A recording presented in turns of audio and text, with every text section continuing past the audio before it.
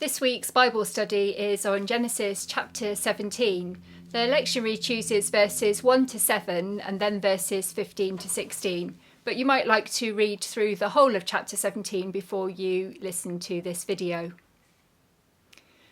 God's goodness and God's promises for the future generations are prominent in this passage. God initiates and directs the covenant that God makes with Abraham. God's promise of children for Abraham, with whom this covenant will continue, signals God's intention to honour the covenant not just now but on into the distant future. And the fact that God intends to fulfil God's promise through Sarah shows that God is planning to work in God's own way, a way that might well seem absurd and impossible to our thinking. This reading is set for the second Sunday in Lent, and it might be helpful to think about it in relation to the Old Testament reading that was set for last week, the first Sunday in Lent. That was the passage in Genesis chapter 9, in the aftermath of the flood, in which God assures the world, on God's part, a safe future. God will not bring destruction to the world, although we seem to be doing a good enough job of that all on our own. The passage we're looking at today again follows that theme. It's more than a promise of friendship or solidarity. It's a guarantee of an open-ended future. It's preoccupied with Abraham and Sarah having a son and heir who can keep the promise alive and receive the land that has been promised by God. The first verse contains a clash of two facts. Firstly, we're told that Abraham is 99 years old, but then straight away a counterfact is presented straight from God's own mouth. God throws God's own self-announcement in the face of those 99 years. God says, "I am God Almighty." That's it. There's no need to say anything else. There is nothing more fundamental than God's identity, God's good self. It's enough, that statement, to override the despair of this elderly couple who had probably longed for children for decades and thought surely it must be too late. In the face of such despair, in the face of the facts of nature, God announces God's self by saying, "I'm God, I can do anything."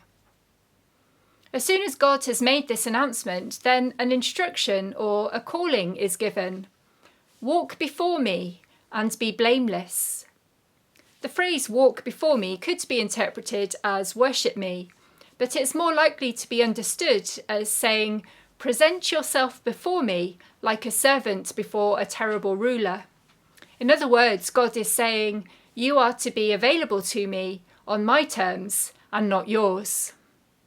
The second part of the command, to be blameless, may also be translated as perfect or complete. And it does not refer to moral purity. God is not saying that Abraham can only present himself if he lives a spotless life, but rather it refers to being completely devoted to God, to having unqualified loyalty to God. The term might come from a ritual procedure, meaning to be completely acceptable and without any disqualifying features.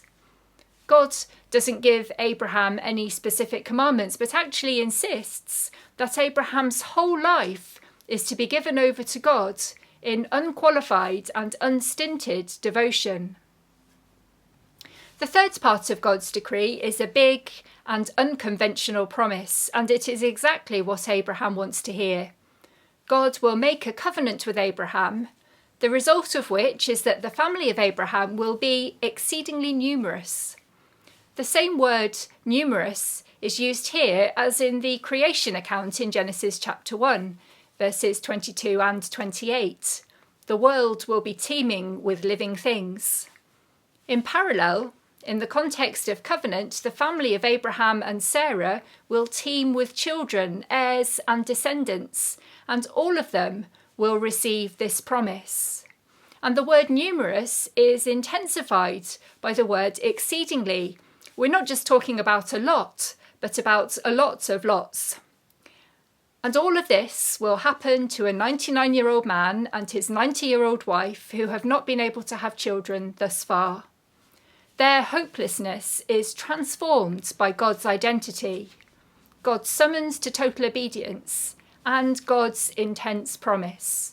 Abraham falls to the ground speechless. No words on Abraham's part are needed.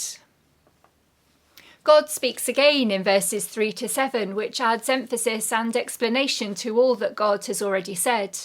God changes Abraham's name, signifying that Abraham now receives his life and his future from God alone. Abraham's identity and destiny are dramatically altered, so that the desperate old man without an heir now receives a wonderful and unlimited future of power and well-being. God then goes on to talk about this new future. Firstly, the future is royal. It's likely that this passage was written during the exile at a time when the royal dynasty had come to an end. So this is an amazing promise in that context. This is expressing hope for power in the future at a time when Israel feels powerless. Secondly, the covenant is of everlasting faithfulness. Nothing can disrupt it or turn God away from it. It's also striking to think about this in the context of exile in which it was written. The exile was a crisis of discontinuity and disruption, yet God's love and faithfulness is forever. Then thirdly, in verse 8, the promise is for land. The family will have a good, safe place to call home.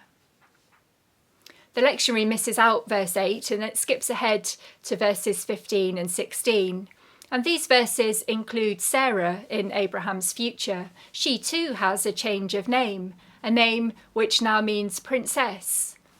She is to carry a blessing and to bear kings into a royal future. This whole passage is about transformation. Those who are barren at the beginning are fruitful at the end. Those abandoned have become cared for. Those displaced have become royal. Those alone have come to covenant. There is a completely new future which was unspoken and seemed impossible at first. God promises a future way beyond whatever Abraham and Sarah could have imagined for themselves. If you'd like to think about this passage a bit further, there are some questions you might like to consider. Firstly, read through the passage again. If you have time, read through the whole of chapter 17 and include the bits that the lectionary leaves out. Pay attention to any words or phrases that stand out for you. What makes you despair? Are there any things that you think can't possibly change or be different? In what areas of life do you feel powerless? How does this passage make you think or feel differently about those things? How do you respond to the idea of being called to present yourself to present yourself before God, to be available to God on God's terms and not your own? Which of God's promises do you hold on to most tightly? What needs to be transformed in your life? How might God be asking you to carry a blessing for others, both now and into the future?